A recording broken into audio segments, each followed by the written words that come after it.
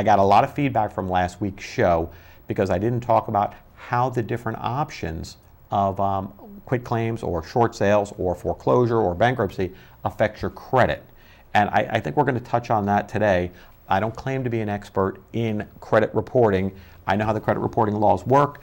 I know when to sue a creditor under the Fair Credit Reporting Act, but there's a specific formula out there for credit reporting, and it's controlled pretty tightly. It's kind of like the ingredients in a Coke.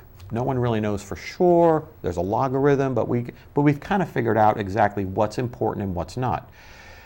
In the situation of when you're going to give a house back, we talked about different options. We talked about a short sale. We talked about a deed in lieu of foreclosure. We talked about foreclosure. We talked about bankruptcy, and we talked about a negotiated settlement, which kind of all are negotiated, but this is without any of those four options. One of the problems I have is what is best for credit? And that's a great question. And really, it depends on the individual's circumstances. For example, let's say a person has an investment property they want to give back, but they're current on their first and second mortgages on their home and their 2 car payments. That person's got 4 things on their credit report that's showing good pays, and maybe they're paying their credit cards as well. So that one blemish, given that, or short selling that one property and negotiating the debt on it, will hurt their credit, but it's not going to be long-lived because they've got a lot more that's going to continue to show good credit. And actually, it may help them if that was a huge investment and it lowers their debt-to-income ratio. Go to the other side of the spectrum. Let's say this is one person's only house. They only have a car with no car payment, and they really have no other debt other than their home, and they decide to short sale it. Well, that person's going to have a problem because they're going to have to move out of the house and they're going to maybe rent. What if the landlord doesn't report to the credit reporting agencies?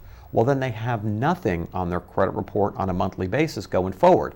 So while the one guy's credit score is going to go like this, the other guy's is going to go like this. And it's going to go up slowly over time as they accumulate credit and demonstrate that they can use credit wisely. That's the hard part because, when I'm doing a bankruptcy is a little bit different completely. So you got to look at each individual circumstance and say, what's in the best interest of the client at that time? And not talking about credit last week, I guess was a mistake, but we're talking about it now. So that's part of the analysis as well.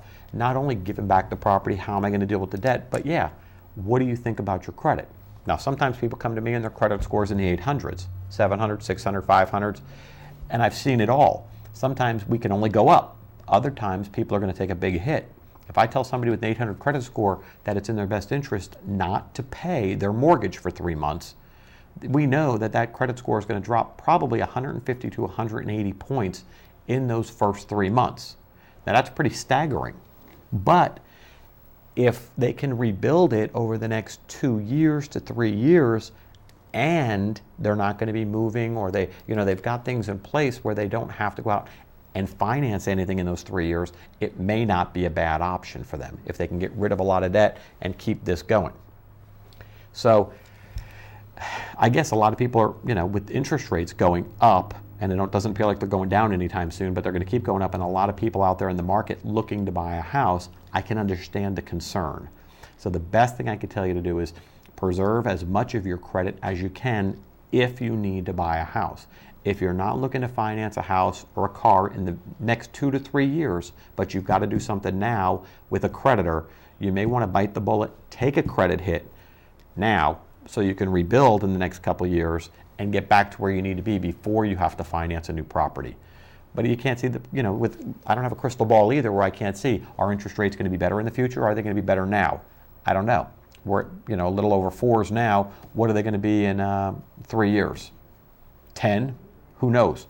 So the goal for me is to always have all my clients debt-free as quickly as possible. Is that realistic? No. Is it aspirational? Of course it is. That's what I want for all my clients. They don't have debt in their lives. Then they don't have to worry about anything. It's nice when you want to buy something, you use your own money. You don't have to borrow it from a bank. Likewise, if you can pay off your house, how lucky are you? The clients of mine, and there's actually quite a few, who own their houses. They're the happier people because they know nobody can come in and take their home from them one day. I want that for all my clients. Is that an aspiration? Of course it is. Is it realistic? Maybe not, but at least I have something to shoot for. That's what I want. I want to teach my clients to be financially independent. That's where we all need to be.